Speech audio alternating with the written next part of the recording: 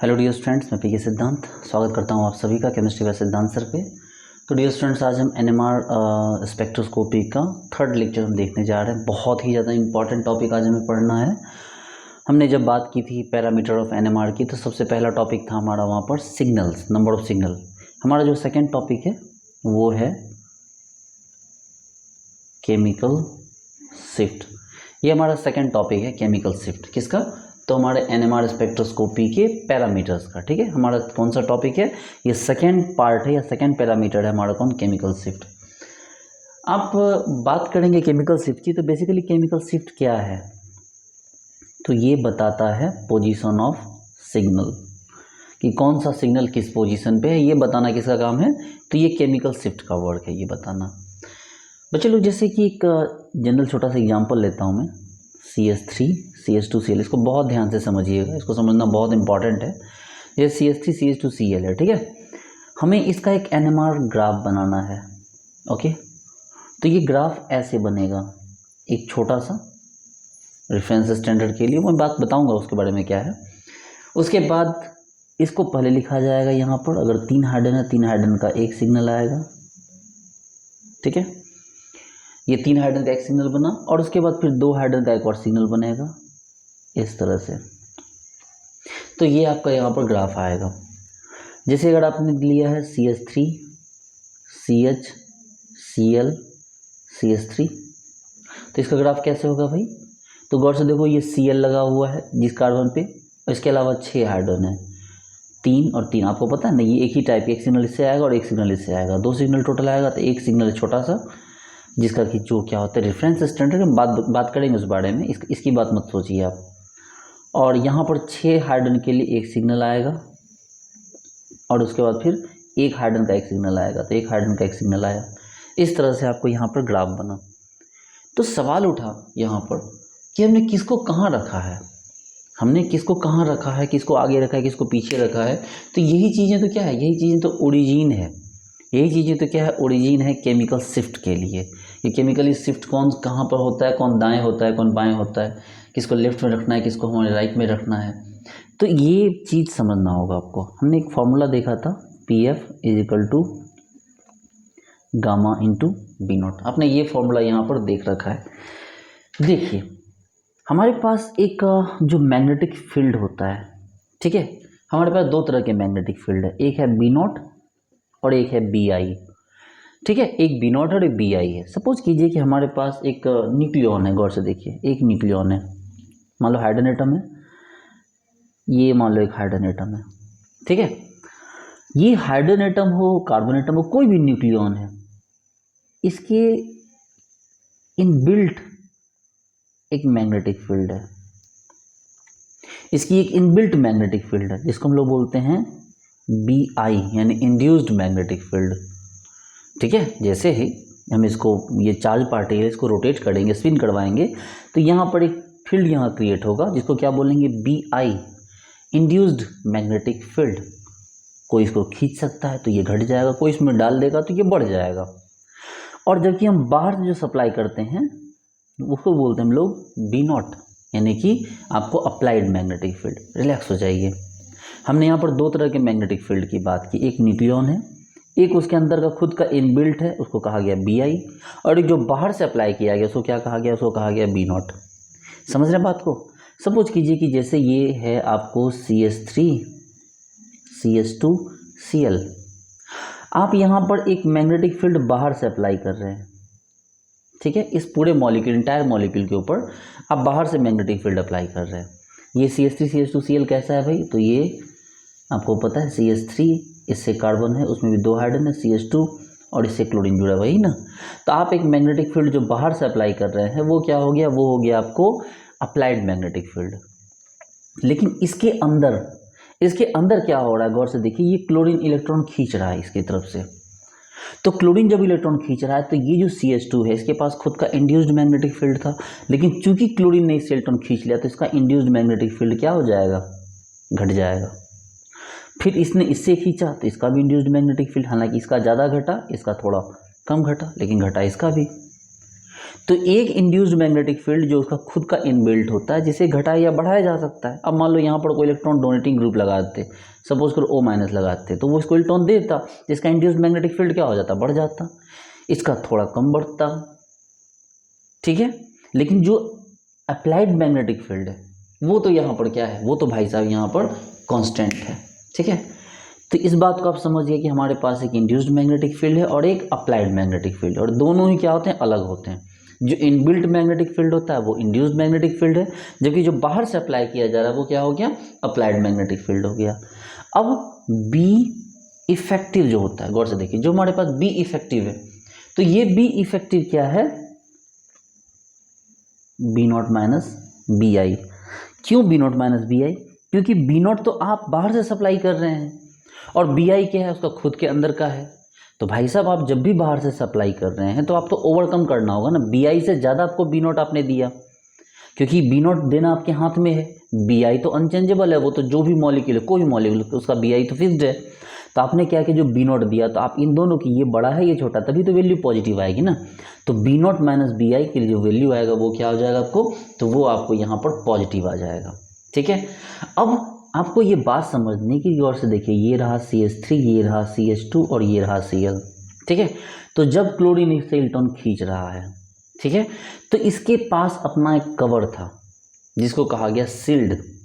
सभी एटम के, कोई भी एटम है मान लो, या कोई मॉलिक्यूल है, CH2 CH3 कुछ भी है, तो इसके आसपास इलेक्ट्रॉन का एक क्लाउड है कि नहीं, इसके पास भी इलेक्ट्रॉन का आसपास एक क्लाउड है। तो वो क्लाउड है, तो क्लाउड को क्या कहा गया, क्लाउड को तो सील्ड कहा गया। तो सपोज करो इसके पास इतना बड़ा क्लाउड था,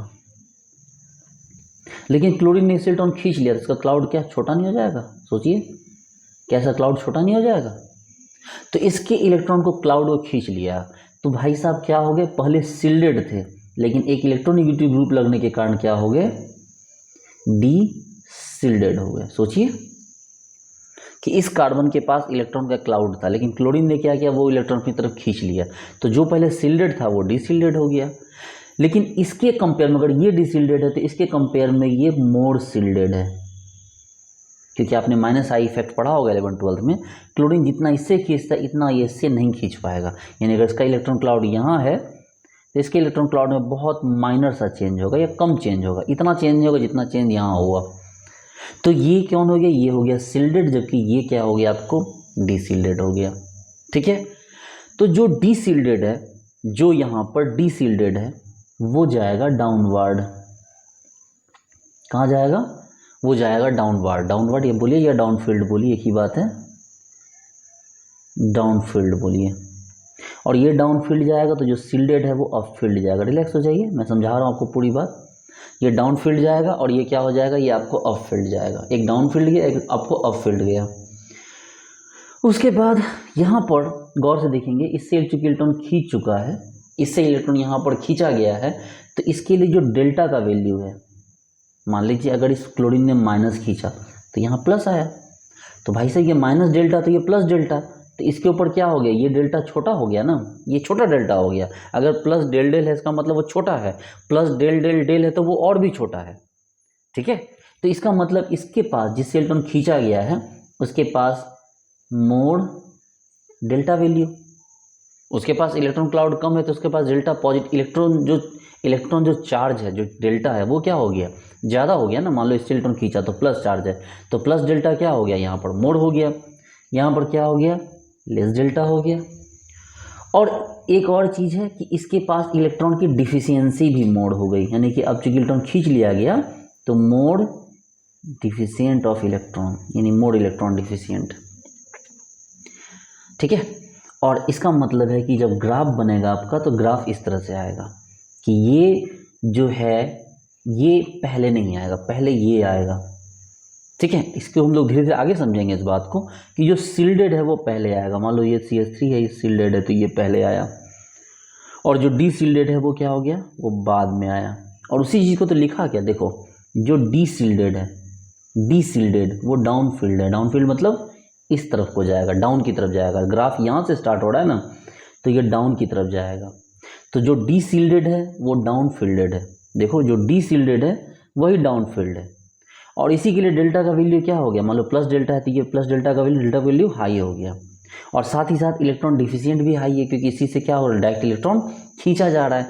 तो इसका मतलब है आपके पास एक कॉन्सेप्ट आया, ध्यान दीजिए, एक D4 का कॉन्सेप्ट आया। D4 डीसिल्डेड, एक D मतलब डाउनफील्ड, एक D मतलब मोर डेल्टा, एक D मतलब मोर डिफिशिएंट।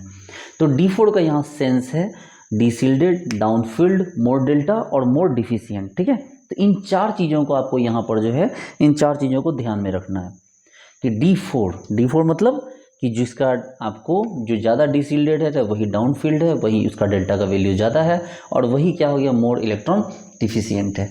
तो आपको एक मोटी मोटी बात समझ में आ गई, एक मोटी मोटी बात आपको यहाँ पर ये समझ में आ गई कि आपके पास जब भी कोई डीसिल्डेड होगा, सपोज कीजिए कि CH3 है, CH2 है, CH, Cl और ये आपको यहाँ पर हो गया CH2 CH3। तो अगर आपको इसका ग्राफ बनाना है तो आपको यहाँ समझना होगा कि यहाँ पर सबसे डीसिल्डेड कौन है।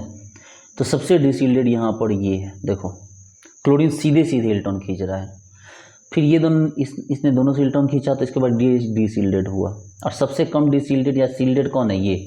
तो आपका ग्राफ कैसा बनेगा, एक छोटा सा याद रखिए, एक छोटा सा आपको पहले बनाना होगा TMS का, जिसको रेफरेंस स्टैंडर्ड कहते हैं। क्या बोलते हैं इसको, रेफरेंस स्टैंडर्ड। अब यहाँ देखिए, ये 6 हाइड्रोजन का एक ग्राफ बनेगा, तो 6 हाइड्रोजन का एक ग्राफ बना, उसको 2 4 हाइड्रोजन का एक ग्राफ बनेगा, अभी बताएंगे इसमें सिंगलेट डबलेट और भी कुछ बताएंगे, और एक हाइड्रोजन ग्राफ सबसे पीछे बनेगा, ये देखिए, ये देखिए।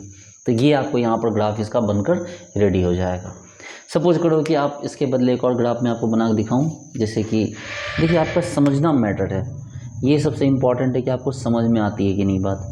सपोज करो कि यहाँ पर आपके पास एक हमने ग्रुप लगा दी NO2, ठीक है, नाइट्रोसाइक्लोहेक्सेन। तो भाई साहब, इस नाइट्रो ने सबसे ज़्यादा इस कार्बन से खींचा, एक कार्बन है यहाँ, एक हाइड्रोजन, उसके बाद इससे खींचा गया, यहाँ कितने हैं, 4 हाइड्रोजन टोटल, उसके बाद इससे खींचा गया, यहाँ भी कितने हैं, 4 हाइड्रोजन दोनों मिलाकर, और यहाँ कितने हैं फिर, 2 हाइड्रोजन। तो सबसे ज़्यादा डीसिल्डेड कौन होगा, देखो ये वाला, ये सबसे ज़्यादा सील्डेड है, तो जो सबसे सील्डेड है वो सबसे आगे होगा। अरे भाई साहब, सील्डेड कौन, जिससे सबसे कम खींचा गया वो सील्डेड हो गया, और जिससे सील्डेड हो गया वो आगे रह गया। मैं आपको जब आगे समझाऊंगा तो आपको ये समझ में आएगी कि सील्डेड तक ग्राफ को पहुंचने में कम टाइम लगता है, जबकि डीसील्डेड तक ग्राफ को पहुंचने में या NMR की वैल्यूज़ पहुंचने में ज़्यादा टाइम लगता है। इसलिए सील्डेड पहले आ गया, तो देखो 2 हाइड्रोजन पहले आ गया, 2 हाइड्रोजन पहले आ गया, उसके बाद इन दोनों का नंबर आया तो 4 हाइड्रोजन का नंबर बाद में आया, तो 4 हाइड्रोजन के लिए ग्राफ भी तो बड़ा होगा। फिर ये जो 4 हाइड्रोजन इसका भी ग्राफ और बाद में आया, तो एक और ग्राफ और आ गया, और लास्ट में 1 हाइड्रोजन और, तो जो डीसिल्डेड था पूरी तरह, वो क्या हो गया, सबसे लास्ट में आया। तो इस तरह से आपको मोटी मोटी बात समझ में आने लगी कि हाँ भाई, जो डीसिल्डेड है वो क्या होगा, वो लास्ट में आएगा, और जो सिल्डेड है वो कहाँ आ जाएगा, वो आपको पहले आ जाएगा, ठीक है। तो ये बात आपको यहाँ पर क्लियर हो गई होगी। तो देखेंगे, जैसे PF equal to gamma into B0 था, ठीक है। अब मैंने क्या कहा यहाँ पर कि आपके पास PF equal to gamma B0 है, और दूसरा कौन हो गया कि PF इजिकल टू आपको गामा BI, ठीक है। देखिए होगा क्या यहाँ पर कि आपको B0 अब नहीं लेना है, ठीक है, आप समझेंगे बात को। अब आपको यहाँ B0 यहाँ पर आपको यूज नहीं करना है, आपको क्या करना है कि आपको यहाँ पर B इफेक्टिव यूज करना है। और B इफेक्टिव अभी हमने क्या देखा, B0 माइनस BI, देखिए ना। अरे भाई साहब, जब तक एक सिंगल एटम की बात थी वहाँ B0 चल रहा था, जब तक एक सिंगल की बात थी वहाँ B0 चल रहा था, लेकिन अब मॉलिक्यूल की बात आ गई। अब क्या आ गई, मान लो ये मॉलिक्यूल है, गौर से देखो, CH3 CH2 Cl है, भाई साहब क्लोरीन इसे खींच रहा है, ठीक है, क्लोरीन इसे खींच रहा है, और यहाँ पर आप B0 यहाँ से नीचे से अप्लाई कर रहे हैं, ध्यान दो, आप यहाँ नीचे से अप्लाई कर रहे हैं। तो ये CH2 उस B0 को कैसे फील करेगा, जबकि ये क्लोरीन इधर से खींच रहा है। तो नेट इस पर कितना मैग्नेटिक फील्ड है, सोचिए। इस पर जब आप हाइड्रोजन पे देख रहे थे, कार्बन पे देख रहे थे, सिंगल एटम की बात करें तब तक ये ठीक था, लेकिन अब आप मॉलिक्यूलर टर्म में देख रहे हैं। तो इसका मतलब ये है कि ये CH2 का अपना BI था, जिसमें से ये क्लोरीन खींच रहा है। तो खींचने के बाद जो BI बचा, इधर से हमने B0 दिया, तो हमारे पास इस पर इसने टोटल कितना मैग्नेटिक फील्ड आपको रियलाइज़ किया। तो भाई सर, जितना इसने खींचा उतना को जो BI बचा था, जो हमने यहाँ से दिया, उसमें से घटा दीजिए, तो जो बचा वही इसने क्या किया, B0 माइनस BI, तो ये क्या हुआ, B इफेक्टिव। इतना इसने क्या किया, मैग्नेटिक फील्ड अपने ऊपर क्या किया, फील किया। तो फिलहाल के लिए हमारा जो प्रेशनल फ्रीक्वेंसी का फॉर्मूला होगा गामा इंटू बी इफेक्टिव, आप लिखिए, ये ज़्यादा बेटर है यहाँ लिखना, ठीक है। देखिए ये बहुत बहुत बड़ा फैक्टर नहीं है ये अपने आप में, ये इतना आपको डिस्टर्ब नहीं करेगा। सपोज कीजिए एक CH3, CH2, CH, Cl और CH3, ठीक है, ये ग्राफ है हमारे पास। तो ये ग्राफ अगर हमारे पास है तो हम इस ग्राफ को कैसे बनाएंगे भाई, आप एक यहाँ पर ले आइए ऐसे। अब देखिए यहाँ पर ये तो सबसे डिसिल्डेड हो गया, तो ये सबसे लास्ट में जाएगा, ये यहाँ ले आइए इसको। उसके बाद ये भी है और ये भी और ये भी है, ठीक है, ये भी है, ये भी और ये भी है। गौर से देखिए कि इन दोनों पे लगभग एक जितना सील्ड हो रहा है। देखिए इन दोनों को एक जितना लगभग डिसील्ड किया जा रहा है, लेकिन फिर भी दोनों अलग है। क्यों? क्योंकि इसके पीछे से कोई सपोर्ट नहीं, लेकिन इसके पीछे से क्या है, सपोर्ट है। तो ये अलग और ये अलग हो गया, लेकिन रहेंगे आसपास में ये। और सबसे सील्डेड कौन हो गया, ये वाला, इसको हम लिखते हैं ए। तो आप इन 3 हाइड्रोजन को आगे रखिए, बिल्कुल इन 3 हाइड्रोजन को आगे रखिए, छोटा सा TMS देके। इन दोनों में से किसको आगे रखेंगे भाई, तो इन दोनों में देखो खींचा इससे भी जा रहा है, खींचा इससे भी जा रहा है, लेकिन इसको पीछे से दिया भी जा रहा है। इसका मतलब उसके बाद नंबर इसका आता है। तो ये अगर A था तो 2 हाइड्रोजन के लिए इस तरह से बनाना होगा, जो क्या हो जाएगा, B हो जाएगा। उसके बाद इसका नंबर आएगा कि इससे खींचा तो जा रहा है, लेकिन पीछे से कोई इसको दे नहीं रहा है, तो 3 हाइड्रोजन के सिंगलेट यहाँ ऐसे। और उसके बाद फिर क्या हो गया, ये 1 हाइड्रोजन है, ये कौन सा हो गया, ये आपको 1 हाइड्रोजन है, तो इसको इधर दीजिए थोड़ा सटा के। तो 1 हाइड्रोजन के लिए देखिए ये ग्राफ यहाँ बन गया। तो ये ABC और इसको मान लो D, तो ये D का ग्राफ यहाँ पर आपको इस तरह से आ गया, ठीक है। तो यहाँ पर कोई बहुत बड़ी बात नहीं है, यहाँ पर कोई बहुत बड़ी बात नहीं है। एक छोटी सी चीज़ मैं आपको समझाना चाहूँगा, यहाँ पर आपको थोड़ा गौर से देखना होगा।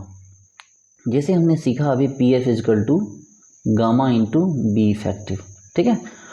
ध्यान दीजिए हमारे पास एक मॉलिक्यूल है CH3, CH2, Cl, ठीक है।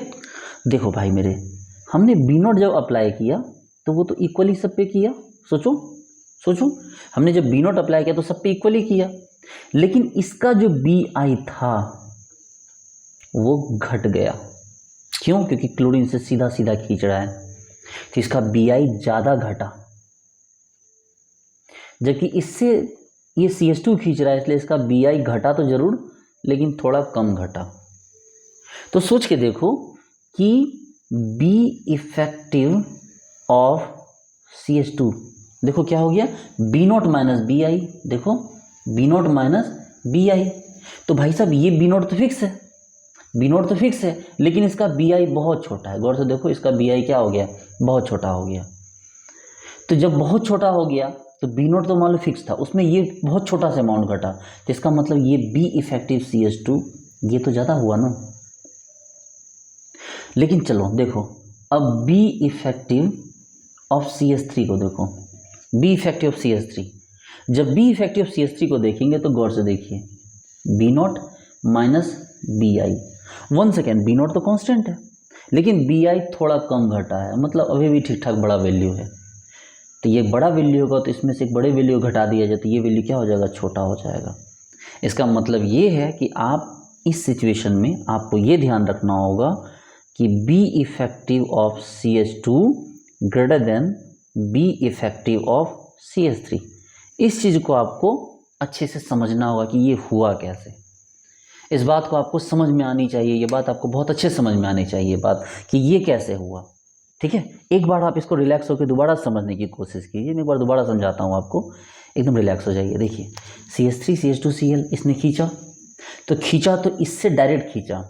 मान लो इसके पास 10 रुपये थे, इसके पास भी 10 रुपये थे, लेकिन जब इसने खींचा तो इसके पास 10 रुपये से घट के 5 रुपये बच गए, और इसके पास 10 रुपये से घट के 8 रुपये बचे। मान लो इसके पास बचा 5 रुपये, इसके पास बचा 8 रुपये।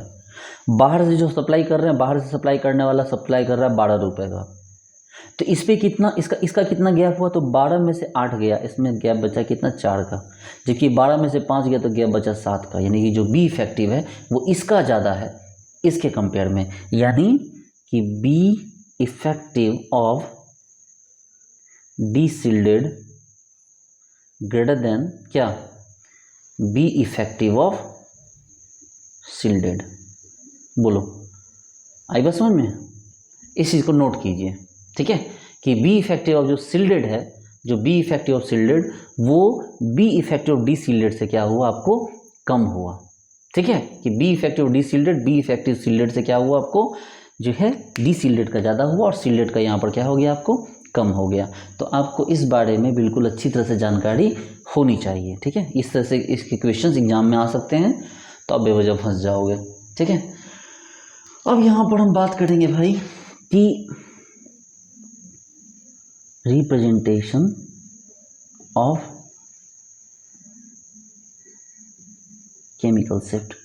अब केमिकल शिफ्ट के रिप्रेजेंटेशन की बात करते हैं। देखो भाई मेरे, जैसे कि अब यहाँ पर टर्म आया हमारे पास TMS, हमारे पास एक टर्म क्या आ गया, TMS, टेट्रामिथाइल सिलेन, ठीक है, यानी कि एक रेफरेंस स्टैंडर्ड। अब सवाल उठता है कि रेफरेंस स्टैंडर्ड की ज़रूरत क्यों पड़ी। देखो, जब आप एक NMR मशीन में, जब ये आपके पास एक NMR मशीन है, आप इसमें अपना सैंपल पुट करते हो, तो ये तो बहुत सारे ग्राफ देगा और अलग अलग हाइड्रोजन, अलग अलग एटम के लिए अलग अलग ग्राफ आएंगे। जैसे कि जितने भी हाइड्रोजन होंगे भाई, सब सोच के देखो कि ये हो गया आपके पास CH3 और ये CH2, मान लो एक जगह हम देते हैं, ये CH3 CH2 और ये Cl, ठीक है।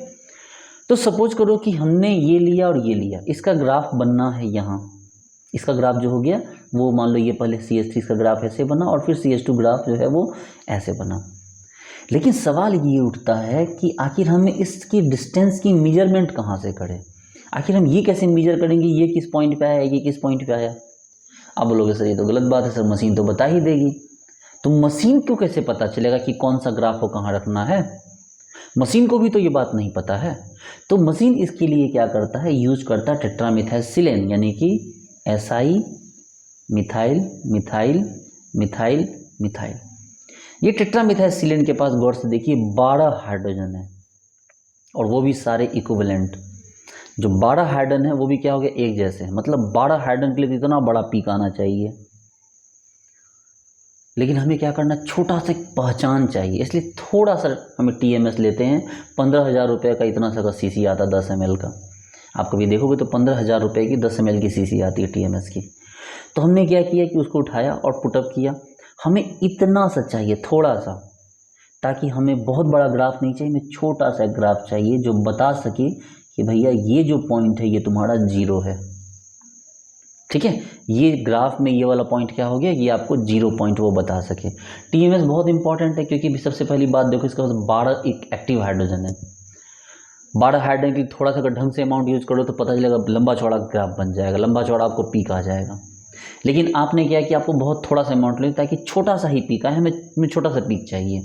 इसके अलावा वोलाटाइल है, आप अपना सैंपल का काम करके आप उसको गर्म कर दोगे तो वो मतलब वेपराइज हो जाएगा और आपका पूरा का पूरा सैंपल जो है वो सेफली आपके पास वापस बच जाएगा। आपका सैंपल जो है वो वेस्टेज, सैंपल की वेस्टेज नहीं होगी, ठीक है। तो अब यहाँ पर ये बात भी आपको समझ में आ गई कि हाँ भाई ये TMS को हम रेफरेंस स्टैंडर्ड लेके इसको 0 कर सकते हैं और उसके बाद बाकी के जितने भी हैं आप उसको बना सकते हो। चलिए देखिए, ये भी बात आपको यहाँ पर क्लियर हो गई। अब यहाँ पर सपोज करो कि हमने लिया CH3 CH2 और ये Cl। अब बोलो सर बार बार एक ही चीज़ ले रहे, तो लेने में क्या प्रॉब्लम है। तो भाई देखो, सपोज करो कि हम क्लोरीन ना लेके एक एटम ले लेते हैं यहाँ पर X, कोई X एटम ले लेते हैं और ये यहाँ पर ग्राफ बनाते हैं। सपोज करो कि यहाँ पर एक ग्राफ स्टार्ट हुआ, ये 0 आया। देखो बहुत सारे लोगों को ये 0 में कन्फ्यूज़न होती है कि सर इसको 0 क्यों लिया जाए, ठीक है। देखो एक बात सोचो कि आप मान लो कि ये सपोज करो आपका कॉलेज है, ठीक है, ये आपका मान लो कॉलेज है। कोई स्टूडेंट आता है 10 किलोमीटर दूर से, कोई स्टूडेंट आता है 2 किलोमीटर दूर से, किसी स्टूडेंट को आना है 3 किलोमीटर दूर से, कोई बिल्कुल 500 मीटर की दूरी से आता है। और ये रहा कॉलेज का गेट, ठीक है। कॉलेज का गेट आपको 10:30 तक आपको पहुंच जाना है। चाहे आप 10 किलोमीटर से आइए तो आप पहले निकलिए, चाहे 3 किलोमीटर से आइए तो और पहले निकलिए, 500 मीटर से आइए तो आप उसी हिसाब से निकलिए, आप 3 किलोमीटर से 4 किलोमीटर से आते तो उसी हिसाब से निकलिए। लेकिन आपको इस जगह पे 10:30 AM तक पहुंच जाना है। तो यही बात यहाँ पे होती है। ये जो एनएमआर का ग्राफ होता है वो तो बहुत पीछे से बनता आता है, वो तो बहुत पहले से बनता आता है, वो तो बहुत पहले से बनता आता है। लेकिन जैसे ही टीएमएस आया वो वैल्यू को हमने जीरो मान लिया कि भैया हमारा ग्राफ यहाँ से शुरू होता है। इससे पहले के ग्राफ की बात हम नहीं करेंगे। क्यों नहीं करेंगे?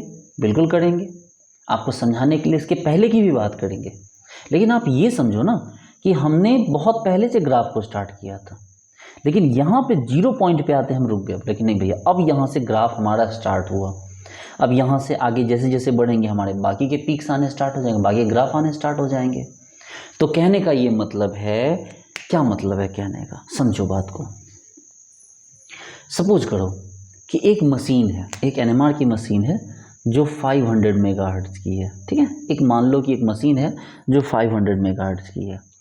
तो 500 मेगाहर्ट्ज़ की मशीन का मतलब है 500 मेगाहर्ट्ज़ कितना हुआ, 500 इंटू 10⁻6 हर्ट्ज़, यही मतलब हुआ ना।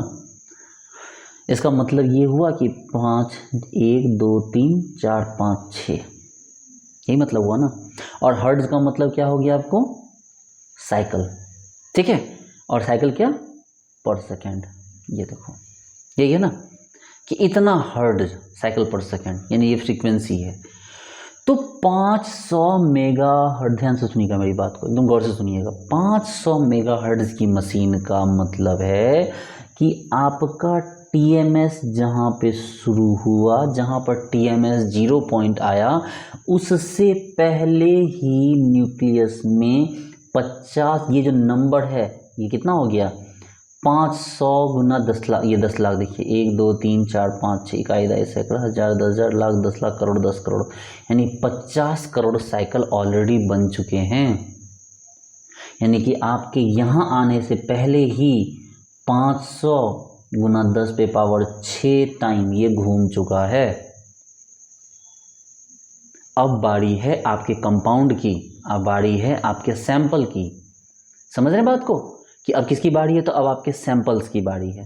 तो अब जब यहाँ पर अपना सैंपल यहाँ पुटअप करोगे तो कोई यहाँ ग्राफ आएगा, कोई यहाँ ग्राफ आएगा, कोई यहाँ ग्राफ आया, ठीक है। सपोज करो कि ये 0, इसको कहा गया पीपीएम, क्या कहा गया, 0 पीपीएम। ये मान लो है 1 पीपीएम, ये है 2 पीपीएम, ये है 3 पीपीएम। तो इसका क्या मतलब हुआ, इसका मतलब ये हुआ कि अगर ये 500 मेगाहर्ट्ज़ की मशीन है तो इस 0 पॉइंट के बाद ये सिर्फ 500 हर्ट्ज़ अगर चल गया तो वो 1 पीपीएम के बराबर हो गया।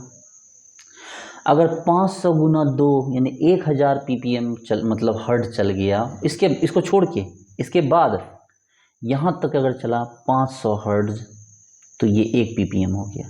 फिर यहाँ से यहाँ ये फिर से 500 हर्ट्ज़ चल गया तो एक और पीपीएम आ गया। फिर यहाँ से यहाँ एक फिर से 500 पीपीएम 500 हर्ट्ज़ चल गया तो एक और पीपीएम आ गया। तो कहने का ये मतलब है कि अगर यहाँ से इसकी डिस्टेंस आपको 3 पीपीएम तक की डिस्टेंस देखनी है तो 3 पीपीएम तक की डिस्टेंस कितनी होगी, तो 500 गुना 10 पे पावर 6 और प्लस 500 हर्ट्ज़ गुना 3 1500 हर्ट्ज़। देखो ये टोटल डिस्टेंस जो है वो आपके इतनी बार आपके न्यूक्लियस ने क्या किया, रोटेट किया, इतने साइकिल्स बने, ठीक है। इतने साइकिल्स वहाँ पर क्या हो गए आपको बने यहाँ पर। तो कहने का यही बहुत सिंपल सा मतलब है बच्चे लोग, बहुत रिलैक्स हो जाइए। सपोज कीजिए कि आपकी जो मशीन है, देखिए इस बात को एक बार में नहीं समझ सकते हैं, थोड़ा टाइम लीजिए, ठीक है। सपोज कीजिए कि आपकी जो मशीन है वो 300 मेगाहर्ट्ज़ की है। वो कितनी की मशीन है आपकी, 300 मेगाहर्ट्ज़ की मशीन है। अगर 300 मेगाहर्ट्ज़ की मशीन है, इसका मतलब है कि 0 टीएमएस पे आने से पहले या 0 पॉइंट पे 0 पीपीएम पे आने से पहले 0 पीपीएम पे आने से पहले 300 गुना 10 पे पावर 6 हर्ट्ज़ घूम चुका है ये। और अब यहाँ से मान लो अगर 5 पीपीएम पे कोई ग्राफ आता है या 5 पीपीएम पे कोई पीक आती है, तो 5 पीपीएम पे पीक आने का मतलब यहाँ से यहाँ कितना हर्ट्ज़ हो गया, तो 300 गुना 10 पे पावर 6 हर्ट्ज़ तो था ही, और प्लस कितना हो गया 5 और 15, 300 हर्ट्ज़ बराबर 1 पीपीएम। यहाँ पर क्या हो जाएगा 300 हर्ट्ज़ का 1 पीपीएम हो गया। अगर यही मशीन 500 मेगाहर्ट्ज़ की होती तो 500 हर्ट्ज का 1 ppm हो जाता। अगर यही मशीन आपकी 900 मेगाहर्ट्ज की होती तो 900 हर्ट्ज का 1 ppm हो जाता। अगर यही मशीन आपकी 600 मेगाहर्ट्ज की होती तो 600 हर्ट्ज बराबर 1 ppm हो जाता। कोई बात नहीं, आप सैंपल को किसी पे भी रखिए वो उतना ही ppm आएगा। ऐसा नहीं है कि आप किसी सैंपल को 600 में रख देंगे तो अलग वैल्यू आएगी, 900 में रख देंगे अलग वैल्यू आएगी, सब में सेम वैल्यू ही आनी होती है। लेकिन जो मोटी मोटी बात मैंने आपको बताई, अगर ये 5 ppm पे कोई ग्राफ आ रहा है या पीक आ रहा है, इसका मतलब हुआ कि 300 गुना 10⁻6 हर्ट्ज तो पहले यहीं तक चल चुका था, और 5 ppm चलने के लिए 5 गुना 300 हर्ट्ज यानी कि 300 गुना 10⁻6 और प्लस 1500 हर्ट्ज, इतना रोटेशन कंप्लीट हुआ है आपके उस कंपाउंड के पीक तक आने के लिए। समझ रहे बात को कि यहाँ तक आपको कंप्लीट करना पड़ेगा। तो ठीक है, अब आपसे क्वेश्चन पूछता हूँ मैं, ठीक है? आप इस क्वेश्चन का आंसर दीजिए, कमेंट बॉक्स में लिखिएगा बता के। सपोज करो एक मशीन है 600 मेगाहर्ट्ज की, एक मशीन कितनी है 600 मेगाहर्ट्ज की है, उस पर ग्राफ आ रहे हैं ये 0 ppm, उसके बाद अगला आ रहा है 3.2 ppm पे, उसके बाद अगला आ रहा है 9.4 ppm पे, उसके बाद अगला आ रहा है 12.3 ppm पे। आपको बताने होंगे, ठीक है? आप बताइए यहाँ पर कि केमिकल शिफ्ट कितना है, ये केमिकल जो भी आप यहाँ पर कि कितना डिस्टेंस ट्रेवल किया, या इसका जो है इसका केमिकल शिफ्ट कितना है। बेसिकली इसको केमिकल शिफ्ट के नाम से ही जानेंगे भी, केमिकल शिफ्ट कितना है। केमिकल शिफ्ट ये केमिकल शिफ्ट, ये जो नंबर देख रहे हैं ना ppm, ये केमिकल शिफ्ट है, इसको आप हर्ट्ज में भी कन्वर्ट कर सकते हैं। तो एक केमिकल शिफ्ट तो मैंने आपको डायरेक्ट ppm में दे ही दिया है कि कितना पोजीशन, क्या पोजीशन है आपके सिग्नल की, आप इसको हर्ट्ज में बताइए। वीडियो को पॉज कीजिए और पॉज करके इसका आंसर निकालिए, फिर मैं आंसर देता हूँ इसका। चलिए, आपने पॉज किया होगा तो भाई देखो 600 मेगाहर्ट्ज का मतलब है 600 गुना 10⁻6 हर्ट्ज, तो ऑलरेडी 0 ppm तक आने से पहले ही हो गया। 3.2 ppm का मतलब हो गया कि 3.2 इंटू 600 अब प्लस ये वाला वैल्यू, ठीक है? 9.4 ppm का मतलब हो गया कि 9.4 इंटू 10 टू द पावर, आपको 9.4 इंटू 600 अब प्लस ये वाला वैल्यू। 12.3 ppm का मतलब है कि 12.3 इंटू 600 और प्लस ये वाला वैल्यू। तो ये वैल्यू आप इस तरह से क्या करेंगे, शो करेंगे, जिससे आपको पता चलेगा कि आपका केमिकल शिफ्ट ppm में कितना है और हर्ट्ज वाले वैल्यू में कितना है। आई बात समझ में? तो इस तरह से आप यहाँ पर अपने वैल्यूज को निकाल सकते हैं, ठीक है? देखिए, इस पे कई सारे क्वेश्चंस भी पूछे गए, उम्मीद करता हूँ आपको समझ में आ गई होगी बात। अब यहाँ पर कई सारे क्वेश्चंस भी हैं जो आपको पूछे गए हैं, मैं उसको थोड़ा सा डिस्कस कर लेता हूँ आपके साथ। एक क्वेश्चन कह रहा है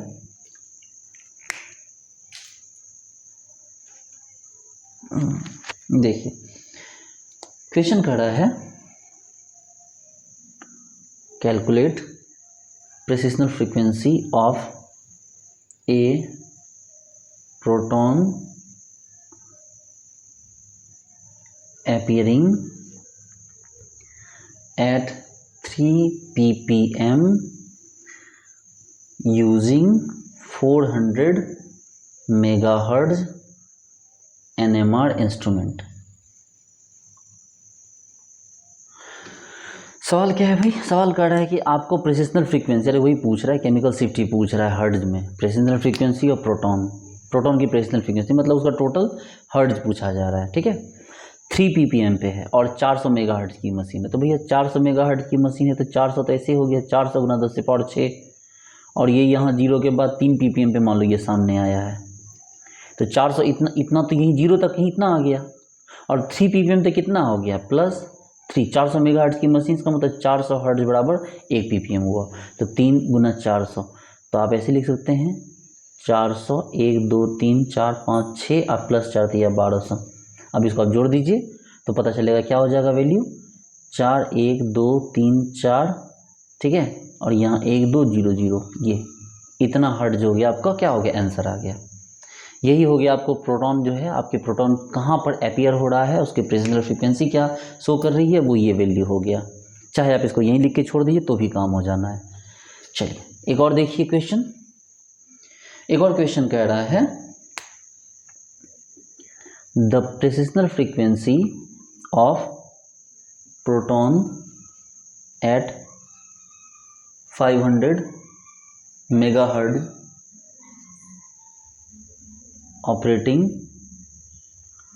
फ्रीक्वेंसी इज 900 हर्ट्ज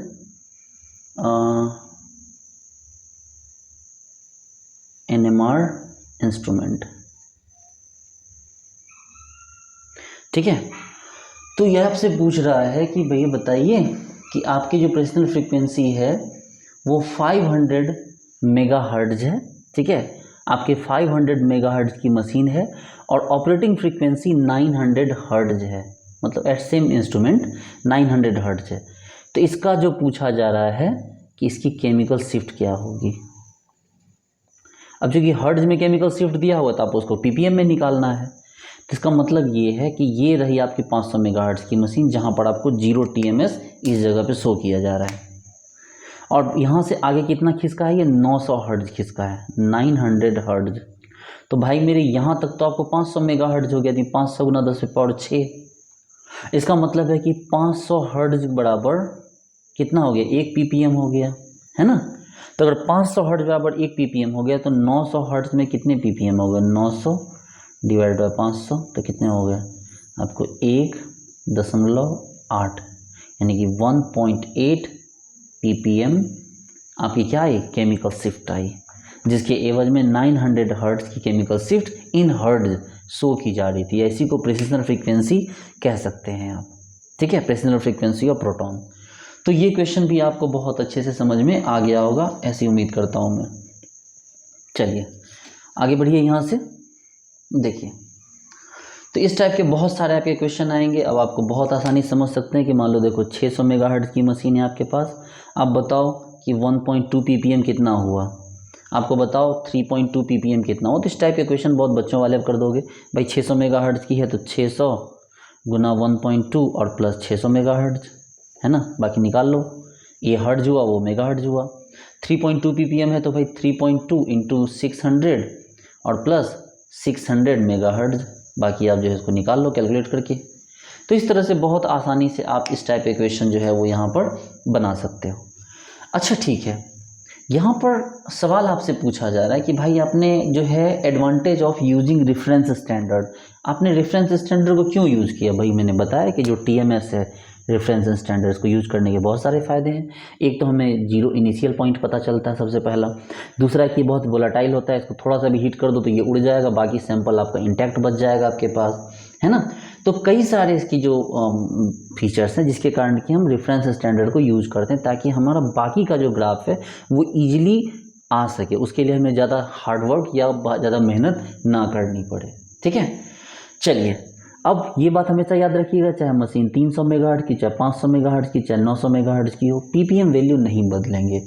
अगर मान लो कि CS3 CS2 CL है, इसके लिए मान लो अगर आ गया, इस वाले के लिए आ गया सपोज करो 3.2 ppm आ गए, और इसके लिए मान लो 2.5 ppm आ गए, तो भाई मेरे इसको आप किसी भी मशीन में डाल दो, 300 में डाल दो, 500 में डाल दो, 900 में डाल दो, लेकिन ये वैल्यू नहीं बदलेंगे।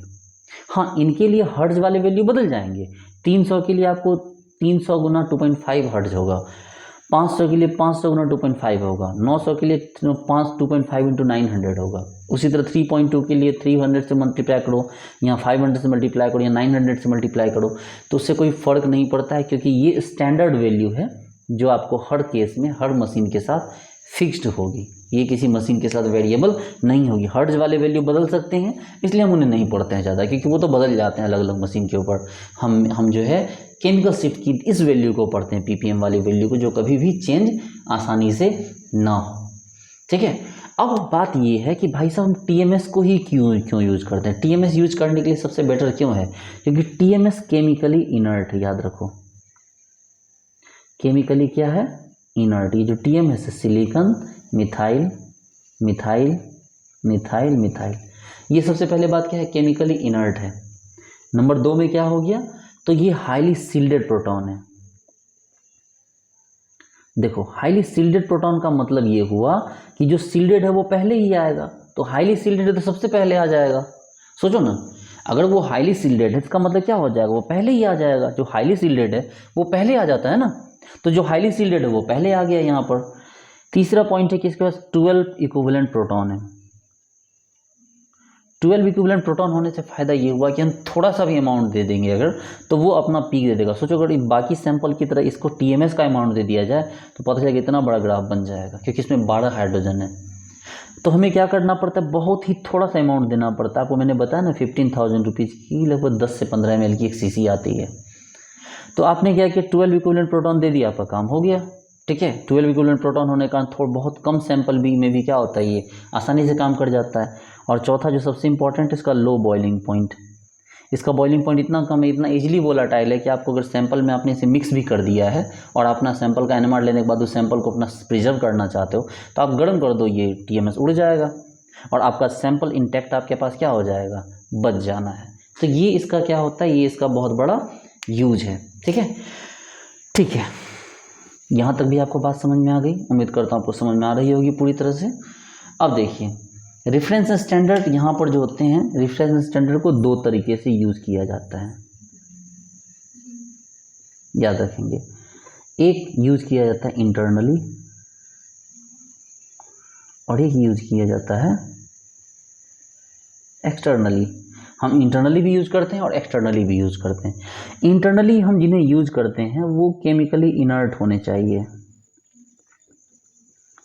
हम क्या करते हैं, सैंपल में इसे मिलाते हैं। हम सैंपल में क्या करते हैं, इन्हें ऐसे रेफरेंस स्टैंडर्ड जैसे TMS को मिलाते हैं, NMR लेते हैं और गर्म करके इसको उड़ा देते हैं, क्योंकि वो केमिकली इनर्ट है। लेकिन और भी कुछ हमारे पास जैसे CF3COOH है, ये जो चीज़ें हैं ना, ये हमारे पास ये क्या है, ये भी एक तरह का रेफरेंस स्टैंडर्ड है। लेकिन हम इसे सैंपल में मिक्स नहीं करते, हम इसे सैंपल से अलग रखते हैं। इसका अलग हम ग्राफ ले लेते हैं और फिर इसके ग्राफ लेके क्या करते हैं, हम इसको कंप्यूटर पे दोनों के ग्राफ को मर्ज कर देते हैं। हमें पता चलता है कि 0 पॉइंट पे ये आ गया। हम इसको ले लेते हैं, ये दिखा दिया तो 0 पॉइंट है, और सेम कंडीशन टेम्परेचर प्रेशर सारे कंडीशन को यहाँ रख दी है और सारे कंडीशन को यहाँ रख के जब इसको हम रखते हैं यहाँ पर तो इसके साथ ये मर्ज हो जाता है। आप सोचो ना, आपके पास दो पेज हैं, एक पेज पे अलग फोटो बनाओ, दूसरे पेज पे अलग फोटो बनाओ और दोनों को एक दूसरे के ऊपर रख दो और दबा दो, देखना वो दोनों फोटो आपस में क्या हो जाएगी, मर्ज कर जाएगी। अगर आपके पेपर ज़्यादा ट्रांसपेरेंट है तो बस वही चीज़ है। इसका अलग निकालते हैं और सैंपल का अलग निकालते हैं और दोनों को एक साथ कंप्यूटर में डालते हैं, दोनों के ग्राफ को कंप्यूटर क्या करके मर्ज कर देता है, तो इससे पता चल जाता है। तो ये एक्सटर्नली यूज हुआ। क्यों हमने ऐसे एक्सटर्नली यूज़ किया, क्योंकि ये केमिकली इनर्ट है, सॉरी ये केमिकली क्या है, इनर्ट है। और केमिकल इनर्ट होने के कारण ये क्या करता है, रिएक्ट कर जाता है। इसलिए हम इसके अंदर नहीं डाल सकते इसको, हम इसे बाहर ही रखेंगे ताकि इसके साथ बाहर रख के हम इसका ग्राफ हम यहाँ पर प्लॉट कर सकें या इसका पीक को हम प्लॉट कर सकें। ठीक है, तो यहाँ पर दो तरह की बात हुई, एक एक्सटर्नली हुआ, एक इंटरनली हुआ। एक्सटर्नल इंटरनल दोनों का क्या सिचुएशन है, आप इस बात को बहुत अच्छी तरह समझ चुके हैं। अब जैसे सपोज करो कि बोलोगे सर TMS है ही तो फिर हम क्यों बाकी ज़्यादा दिमाग लगाने जाएं। तो भाई मेरे सपोज करो सिलिकॉन का कोई कॉम्प्लेक्स हो या सिलिकॉन का कोई कंपाउंड है तो आप इसमें TMS यूज़ कर सकते हैं क्या, क्योंकि TMS में खुद ही सिलिकॉन होता है। और सिलिकॉन का कोई कंपाउंड होगा, आप उसका NMR निकाल रहे हैं सिलिकॉन के साथ, सिलिकॉन का, और ये TMS डाल दोगे तो दोनों के तो ग्राफ क्या हो जाएंगे, दोनों के पीक आपस में मर्ज कर जाएंगे। तो ऐसी सिचुएशन में हमें क्या करना पड़ता है, एक्सटर्नल सैंपल्स भी हमें, एक्सटर्नल रेफरेंसेस स्टैंडर्ड जो होता है उसे भी हमें क्या करना पड़ता है, यूज़ करना पड़ता है, ताकि हमारा जो मेन सैंपल है वो बर्बाद ना हो। ठीक है, अब यहाँ से आगे बढ़ते हैं। देखिए तो ये चीज़ हम सीख गए कि भाई एडवांटेज क्या है, डिसएडवांटेज क्या है। अब यहाँ पर आते हैं हमारे पास कि continuous wave method for NMR recording. बच्चे लोग बहुत इंपॉर्टेंट है, इस बात को ध्यान से समझिए। देखिए हमारे पास जो NMR के जो हम जो NMR को यूज़ करते हैं, हमारे पास NMR को बेसिकली दो जगह पे यूज़ किया जाता है। एक तो डॉक्टर्स लोग करते हैं CT स्कैन में, ठीक है, जो हम हॉस्पिटल्स में देखते हैं CT स्कैन में किया जाता है। और एक हमें कंपाउंड के एनालिसिस के लिए जो हमारे लैब्स में होते हैं, जो NMR स्पेक्ट्रोस्कोपी वाली मशीनें होती हैं। तो CT स्कैन भी इसी प्रोसेस को फॉलो करता है और हमारे NMR भी तो इसी प्रोसेस को फॉलो करते हैं। लेकिन दोनों में फ़र्क है। दोनों में क्या फ़र्क है? तो दोनों में फ़र्क ये है कि हम यहाँ पर एक हमारे पास दो तरह की चीज़ें होती है, ठीक है, हमारे पास दो तरह की चीज़ें होती है। एक होता है यहाँ पर फ्रीक्वेंसी स्वीप मेथड, ठीक है। हम यहाँ पर क्या करते हैं, एक हमने लिया frequency sweep method, sorry frequency sweep method यहाँ नहीं यूज़ होता है, फ्रीक्वेंसी स्वीप मेथड यहाँ यूज़ होता है, फ्रीक्वेंसी स्वीप मेथड। और एक होता है यहाँ पर फील्ड स्वीप मेथड। देखिए इस मेथड को समझना आसान नहीं, बहुत लोग यहाँ पर उलझ जाते हैं, लेकिन अगर आप इसके कोड को समझोगे ना कि ये बेसिकली क्या होता है, एग्जैक्टली क्या होता है, तो आपको ये बात समझ में आ जाएगी और फिर को आपको कोई कन्फ्यूज़न भी नहीं होगा कि हाँ ये दोनों चीज़ें अलग अलग है। देखो होता क्या है यहाँ पर कि जैसे जो डॉक्टर्स सीटी स्कैन करते हैं, ये होता है ना, इसी तरह की एक बड़ी सी मशीन होती है, यहाँ पर पेशेंट को सुलाया जाता है ना, इस तरह पेशेंट को सुलाया जाता है और पेशेंट को सुला के इस मशीन के अंदर यहाँ पर डाला जाता है। तो होता है क्या, इस मशीन के अंदर बहुत से कॉइल्स होते हैं, ठीक है, यहाँ पर क्या होते हैं, यहाँ कॉइल्स होते हैं। इन कॉइल्स का क्या यूज करके जो यहाँ पर मैग्नेटिक फील्ड है, ठीक है, यहाँ पर मैग्नेटिक फील्ड को क्या किया जाता है, चेंज किया जाता है। बी नोट को कभी घटाया जाता है, कभी बढ़ाया जाता है, कभी घटाया जाता है, कभी बढ़ाया जाता है। और इसकी हेल्प से जो डॉक्टर्स होते हैं वो सीटी स्कैन के थ्रू सिर्फ हाइड्रोजन को प्लॉट करते हैं, हाइड्रोजन के पीक्स लेते हैं। अब हाइड्रोजन कहाँ से आया, तो उस इंसान की बॉडी में वाटर, चाहे वो वाटर ब्लड का हो, चाहे वो वाटर किसी भी फॉर्म में ट्यूमर का हो, किसी भी चीज़ का हो, वो वाटर किस जगह पे कितना क्लॉट कर रहा है, चाहे वो ब्लड के फॉर्म में हो, जैसे चोट लग जाती है सर में तो क्या होता है, ब्लड क्लॉट हो जाता है ना, तो ब्लड में क्या है, पानी है, ब्लड में वाटर है ना भाई, ब्लड में 90% तो वाटर ही है, और वाटर में मतलब हाइड्रोजन, हाइड्रोजन H2O, और H2O में क्या है, हाइड्रोजन है। तो ये सीटी स्कैन क्या करता है, मैग्नेटिक फील्ड को ऊपर नीचे करके उसके जो वैल्यूज है, जो हाइड्रोजन है, उसको वो रीड करता है कि भाई साहब किस जगह पे हाइड्रोजन की क्लॉटिंग ज़्यादा हुई है। मान लो ब्लड क्लॉट हो गया, तो ब्लड क्लॉट हुआ तो वाटर क्लॉट हुआ है, अगर वाटर क्लॉट हुआ तो एच क्लॉट हुआ, एच क्लॉट हुआ तो वहाँ पर क्या होगा, वो जो ग्राफ होंगे, वो जो पीक होगा वो बहुत ज़्यादा आएंगे। इससे पता चलेगा हाँ भैया इस जगह पे इस इंसान के सर में चोट लगी है, और वो डॉक्टर उसका ट्रीटमेंट करेंगे, चाहे ऑपरेशन करें चाहे जो भी करें। लेकिन हमारे लैब में जो एनएमआर मशीनें यूज होती है वो थोड़ी अलग टाइप से काम करती है, वो इस टाइप से काम नहीं करती। इन्होंने क्या किया, इन्होंने मैग्नेटिक फील्ड को चेंज किया, और जो हमने रेडियो फ्रीक्वेंसी दे रहे थे बाहर से, इसको इन्होंने कांस्टेंट कर दिया, इसको इन्होंने क्या कर दिया, कांस्टेंट कर दिया, ठीक है। आपने पता है ना कि जो रेडियो फ्रीक्वेंसी को क्या कर दिया इन्होंने, जो बाहर से फ्रीक्वेंसी आप सप्लाई कर रहे थे उसको इन्होंने क्या किया, कांस्टेंट कर दिया, और मैग्नेटिक फील्ड को वेरिएबल रखा। लेकिन हम यहाँ उल्टा करते हैं, हम यहाँ पर बी नॉट को ही कांस्टेंट कर देते हैं, भैया तुम रुक जाओ, तुम कांस्टेंट हो जाओ, और यहाँ रेडियो फ्रीक्वेंसी को हम क्या करते हैं, वेरिएबल करते हैं, चेंज करते हैं, कभी घटाते हैं कभी बढ़ाते हैं। हालांकि रिजल्ट दोनों के एक ही जैसे हैं, लेकिन होता क्या है कि इनको सिर्फ हाइड्रोजन को कंसीडर करना है, हमें सिर्फ हाइड्रोजन को कंसीडर नहीं करना है। अगर इनको पता है कि हाइड्रोजन के लिए रेडियो फ्रीक्वेंसी को कांस्टेंट कर दिया इन्होंने, इनको सिर्फ हाइड्रोजन को चेक करना है, इनको नाइट्रोजन, ऑक्सीजन, कार्बन, फ्लोरीन से मतलब ही नहीं है, लेकिन हमें तो उन सबसे मतलब है। तो चूंकि जब मतलब है तो हमें उसको रीड करने के लिए हमें अपनी रेडियो फ्रीक्वेंसी को चेंज करते रहना होगा, हाइड्रोजन के अलग, कार्बन के लिए अलग, नाइट्रोजन के अलग, फ्लोरीन के लिए अलग। तो हमें कई तरह के एलिमेंट को ऑब्जर्व करना होता है, इसलिए हम क्या करते हैं, रेडियो फ्रीक्वेंसी को यहाँ चेंज करते रहते हैं। जब रेडियो फ्रीक्वेंसी चेंज होगा तो एक को तो कांस्टेंट करना ही होगा, तो इसलिए हमारा मैग्नेटिक फील्ड हमेशा कांस्टेंट होता है।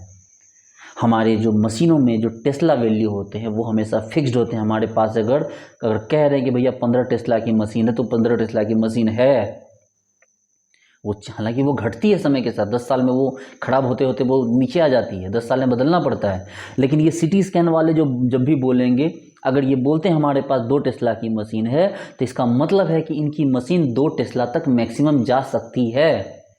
ये use 1 Tesla, half Tesla, 1 Tesla कुछ भी कर सकते हैं। लेकिन अगर हम कहते हैं केमिस्ट्री वाले कि भैया हमारे पास 15 टेस्ला की मशीन है, तो 15 टेस्ला की ही मशीन है, हम इसको नहीं बदल रहे, हम इसे फिक्स्ड करके रखते हैं। वो अलग बात है कि 10 साल में 15 टेस्ला से घट के ये 12 टेस्ला पे आ जाती है, वो अलग बात है कि ये धीरे धीरे इसका जो इसमें कॉइल होता है जिसको लिक्विड हीलियम में डिप किया हुआ होता है, तो ये धीरे धीरे क्या होता है, खराब होता जाता है, इसका जो पावर है होता है वो घटता जाता है। तो हमारा ये घटता है, लेकिन उसके बावजूद भी हमने फिक्स रखा है इसको, हम इसको छेड़छाड़ नहीं करते।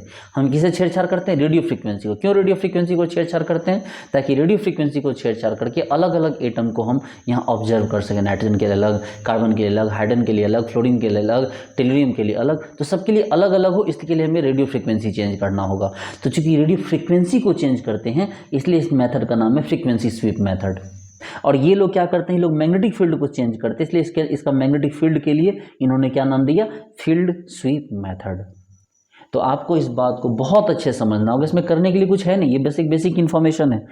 जब मैं दिल्ली में पढ़ रहा था तो हनुमान गुप्ता सर का दिमाग चाट लिया था मैंने इस बात के लिए कि सर इस बात को मतलब समझाइए, ठीक है, कि क्या मतलब है, कि फील्ड स्वीप में क्या हुआ और फ्रीक्वेंसी स्वीप में क्या हुआ। उन्होंने बोला कि हमें करने के लिए कुछ नहीं है, बस समझना पड़ेगा कि हमारी मशीनें किस तरह काम करती हैं। हमारी मशीनें फ्रीक्वेंसी स्वीप के मेथड, हालांकि ये बात उन्होंने नहीं बताई, ये बात मैंने खुद से बाद में ऑब्जर्व की। ये एग्जाम्पल सर ने नहीं दिया था, ये बात मैंने खुद से सीखा कि हाँ भाई फ्रीक्वेंसी स्वीप का मेथड एग्जैक्टली मतलब क्या हुआ और फील्ड स्वीप का एग्जैक्टली मतलब क्या हुआ। उम्मीद करता हूँ कि आपको भी ये बात बहुत अच्छे समझ में आ गई है।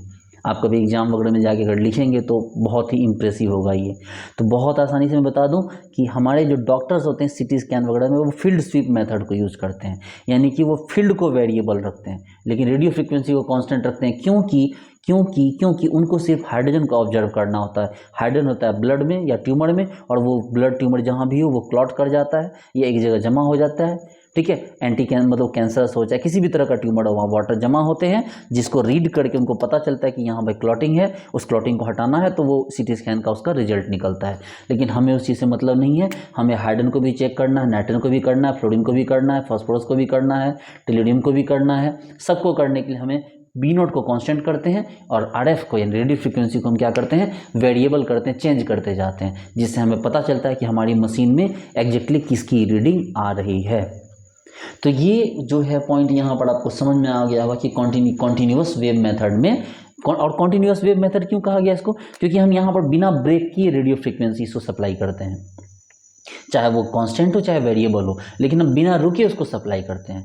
यहाँ भी तो बिना रुके ही कर रहे हैं भैया। हाइड्रोजन के लिए जो कर रहे हैं वो एक तरफ से करते जा रहे हैं, ठीक है, वो ब्लिंक करते हुए करते हैं, लेकिन वो एक ही टाइप की फ्रीक्वेंसी देते हैं ना। हाइड्रोजन के लिए अलग, कार्बन के लिए अलग, नाइट्रोजन के लिए अलग, फास्फोरस के लिए अलग, तो वो अलग अलग देते हैं, लेकिन जो भी देते हैं वो कॉन्टिन्यूसली देते जाते हैं। इसलिए इसे क्या कहा गया? इसको कहा गया CW method, continuous wave method, ठीक है।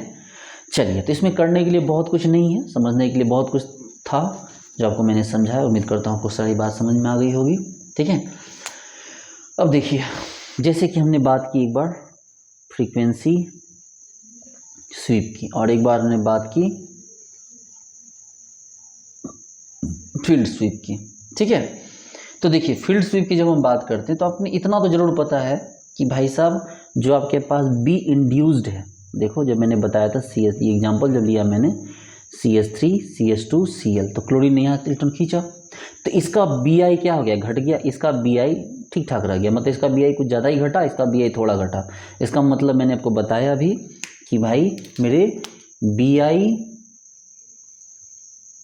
देखो मैंने आपको बताया कि Bi CS3 greater than Bi CS2, ये बात मैंने आपको यहाँ भी बताई, और यही बात मैं आपको यहाँ भी बता रहा हूँ, Bi CS3 greater than Bi CS2, ठीक है। लेकिन यहाँ पर ये बात भी है कि चूंकि यहाँ पर हम क्या कर रहे हैं, जब मैग्नेटिक फील्ड यहाँ पर हम दे रहे हैं, ठीक है, यहाँ पर हम मैग्नेटिक फील्ड दे रहे हैं, तो फ्रीक्वेंसी स्वीप में B0 हमारा कांस्टेंट हो गया। हमारा जो B0 हो गया वो क्या हो गया? वो हमारा B0 कांस्टेंट है। ये बाहर से हम सप्लाई कर रहे हैं B0, ये B0 हमने फ्रीक्वेंसी स्वीप मेथड में क्या किया? फ्रीक्वेंसी को बदला, मैग्नेटिक फील्ड को कांस्टेंट कर दिया। तो जैसे ही मैग्नेटिक फील्ड को कांस्टेंट किया तो हमारा जो B0 है, वो B0 का जो सप्लाई हो रहा था यहाँ से, वो कांस्टेंट हो गया। अब जैसे B0 कांस्टेंट हो गया तो भाई मेरे क्या हो गया? इसका वैल्यू बड़ा है, इसका वैल्यू छोटा है, इसका मतलब हो गया कि B इफेक्टिव किसका ज़्यादा हो गया? तो B इफेक्टिव आपको इसका ज़्यादा हो गया, CS2 का ज़्यादा, B इफेक्टिव किससे? CS3। सब बोलो सर इसमें नई बात कहाँ है? हम भी बोले कोई नई बात, ऐसी कोई नई बात है ही नहीं इसमें, ठीक है ना। इसमें कोई बहुत बड़ी या कोई बहुत नई बात नहीं है, ठीक है। और यहाँ इसकी बात करते हैं फील्ड स्वीप में। फील्ड स्वीप में हम इसको वेरी करवा रहे हैं, इसको फील्ड स्वीप में इसको वेरी करवा रहे हैं इस मेथड में। तो जब इस मेथड में इसको वेरी करवा रहे हैं तो यहाँ पर क्या हुआ कि चूंकि ये इसकी बात करो, इस वाले की, इस वाले पे क्या हो गया कि हमारा बी नॉट हो गया, वो ज़्यादा हो जाएगा, इस पर कम हो जाएगा, मैं आगे बताऊंगा आपको, हालांकि वो अभी समझने वाली बात नहीं है। बी नॉट CH3, ठीक है, इस पर हम लोग बाद में आएंगे। इस चीज़ को भी, इसको समझाना थोड़ा डिफ़िकल्ट है इस जगह पे, इसको हम लोग बाद में समझेंगे, ठीक है। इस टॉपिक को हम लोग यहाँ से अभी दूर करते हैं, इस टॉपिक को, ठीक है। तो आपको मोटी मोटी बात यहाँ पर समझ में आ चुकी है कि भाई साहब हमारे पास ग्राफ है, ठीक है, ये देखो, ये छोटा सा TMS है ग्राफ या रेफरेंस स्टैंडर्ड ग्राफ।